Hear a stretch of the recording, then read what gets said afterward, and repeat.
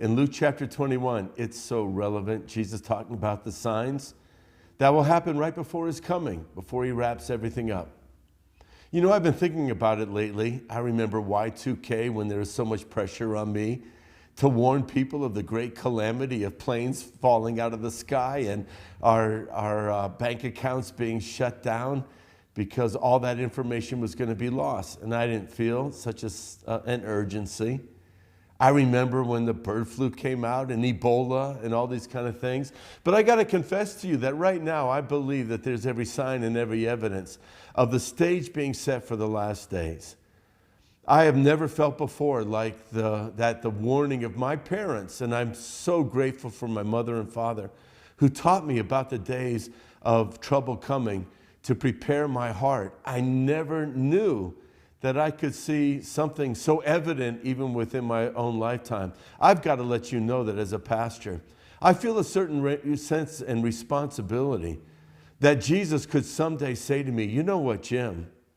It wasn't just about, making people feel good about their salvation, but it was also giving the message of warning. What if Jesus would say to me, Jim, you never prepared the people for a time of trouble and how to be able to survive it.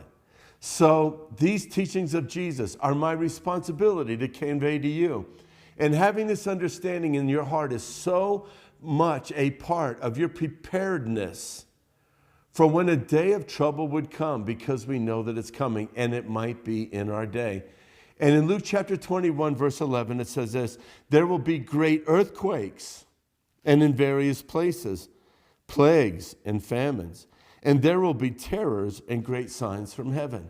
Well, I can't help but think about all of this.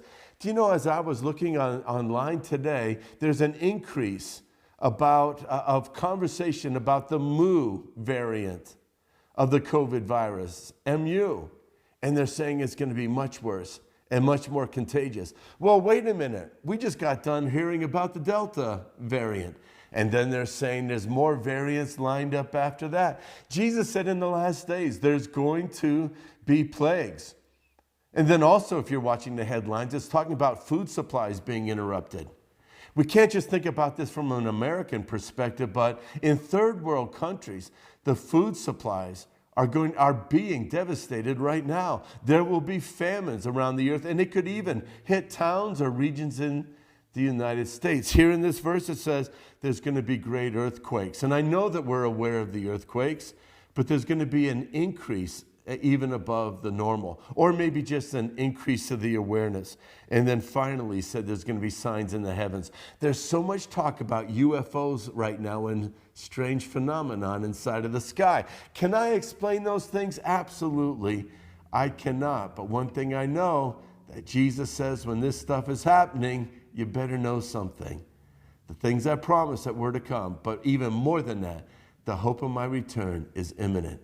So let's hold on to the Lord, even when there's bad reports, knowing that the Christian has great hope inside his heart.